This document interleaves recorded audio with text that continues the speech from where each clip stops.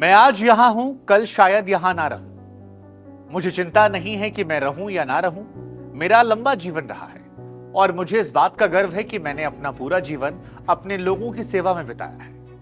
मैं अपनी आखिरी सांस तक इस देश की सेवा करती रहूंगी और जब मैं मरूंगी तो मेरे खून का एक एक कतरा भारत को मजबूत करने में लगेगा। नमस्कार, मैं हूं शुभांकर मिश्रा और ये जो बातें हमने आपको बताई है ये शब्द इंदिरा गांधी के थे। तारीख थी 30 अक्टूबर और 30 अक्टूबर को दिया गया इंदिरा गांधी का यह बयान उनका आखिरी बयान होगा, ये शायद किसी ने कभी सोचा नहीं था। दरअसल भुवनेश्वर के परेड ग्राउंड में 30 अक्टूबर साल 1984 को इंदिरा गांधी की एक चुनावी सभा थी। इस दौरान दोपहर को इंदिरा गांधी ने जो चुनावी भाषण दिया वो उनके सूचना सलाहकार HY शारदा प्रसाद ने तैयार किया था।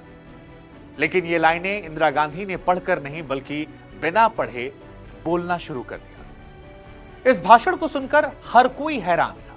हर किसी के जहन में सवाल था कि आखिर इंदिरा गांधी को यह कहने की जरूरत क्या थी। और जब इंदिरा नहीं रही तो लोगों को यह लगा शायद इंदिरा को अपनी मौत का पूर्वाभास हो गया था। इस बयान के बाद 30 अक्टूबर को इंदिरा गांधी वापस दिल्ली लौट आती है। कहा जाता है कि इंदिरा रात भर सोई नहीं थी।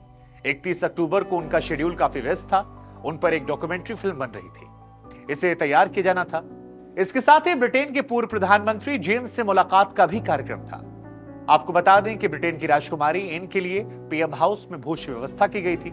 सुबह 9:10 पर इंदिरा बाहर निकलती हैं और तब इंस्पेक्टर बेअंत सिंह और constable Satwant Singh state gun लेकर खड़े होते हैं। इंदिरा से कुछ वक्त पहले लोगों ने कहा था कि आप सरदार यानी सिख जो आपके गनर हैं इनको हटा दीजिए, क्योंकि गोल्डन टेंपल में जिस तरह से ऑपरेशन ब्लू स्टार को अंजाम दिया गया उसके बाद सिखों में आपको लेकर गुस्सा है और कोई अनहोनी हो सकती है। लेकिन इंदिरा ने उस दौर में कहा कि अगर मैं ऐसा करूंगी तो ये एक समाज में गलत मैसेज भिजवाएगा और मैं देश के प्रधानमंत्री हूं, मैं ऐसा नहीं कर सकती हूं। इंदिरा उस घटना से बेफिक्र थी जो उनके सामने होने वाली थी और इसके बाद इंदिरा आगे बढ़ती हैं, दोनों को नमस्ते करती हैं और इस नमस्ते के बीच में ही उनके सिख गनर बेअंत सिंह ने अपनी सरकारी रिवॉल्वर निकालकर इंदिरा गांधी पर एक के बाद एक ताबड़तोड़ 3 गोलियां दाग दी। इंदिरा जमीन पर गिरती हैं, सवाल पूछती है क्या कर रहे हो। तब तक सतवंत सिंह ने भी स्टेट गन से गोलियां निकाली और एक के बाद एक ताबड़तोड़ गोलियां दाग दी। कहा जाता है कि इंदिरा गांधी को 30 गोलियां या कहें कि 30 छेद थे जिसमें 31 गोलियां मार दी गई थी। इस हमले के बाद उनके दोनों गनर ने कहकर सरेंडर किया कि हमें जो करना था हमने कर दिया, अब जिसे जो करना है वो हमारे साथ कर सकता है। हालांकि बाद में दोनों गिरफ्तार किया गया, लेकिन सिख समाज में उनको देखने का नजरिया आज भी अलग है। इधर इंदिरा गांधी को इसके बाद कार से एम्स ले जाया गया। एम्स में डॉक्टर इंदिरा गांधी के हालात देखकर हैरान थे। देश भर में अफवाहें तेज हो गई थीं। टीवी, अखबार, उस दौर में जो भी थे वहां पर चर्चाएं, सुगबुगाहट तेज हो गई थी। इंदिरा गांधी को बचाने की भरसक कोशिश की गई। 88 बोतल ओ नेगेटिव खून चढ़ाया गया। शरीर पर गोलियों के निशान थे, शरीर छलनी हो चुका था। दोपहर के 2:23 पर इंदिरा गांधी की मौत की घोषणा कर दी जाती है और पूरे देश में एक सन्नाटा बिखर जाता है। आज की तारीख यानी 31 अक्टूबर, ये वही तारीख है जिसने देश से आयरन लेडी को छीन लिया था। वो महिला जिसे शुरुआत में लोगों ने गुड़िया कहा, बाद में आयरन लेडी बनी, उसकी मौत से गम की खबर देश भर में लौट गई थी। इंदिरा गांधी की हत्या ऑपरेशन ब्लू स्टार के बदले में की गई थी। इंदिरा गांधी देश की अकेली महिला प्रधानमंत्री जिन्हें उनके कार्यों के बारे में जाना जाता है। इंदिरा गांधी को अगर आप नहीं जानते हैं, आज की पीढ़ी उनसे वाकिफ नहीं है, तो हम आपको बता दें कि इंदिरा गांधी आयरन लेडी के नाम से मशहूर थी। जन्म 19 नवंबर साल 1917 को हुआ था प्रयागराज, जिसे कुछ लोग इलाहाबाद के नाम से भी जानते हैं। पंडित जवाहरलाल नेहरू देश के पहले प्रधानमंत्री, उनकी पत्नी कमला नेहरू के घर इनका जन्म हुआ। पंडित नेहरू की इकलौती संतान थी। इंदिरा गांधी ने बचपन में मंकी ब्रिगेड के नाम से जाने वाले बच्चों का एक समूह बनाया था जो भारतीय झंडे को बांटा करते थे, पुलिस की जासूसी करते थे।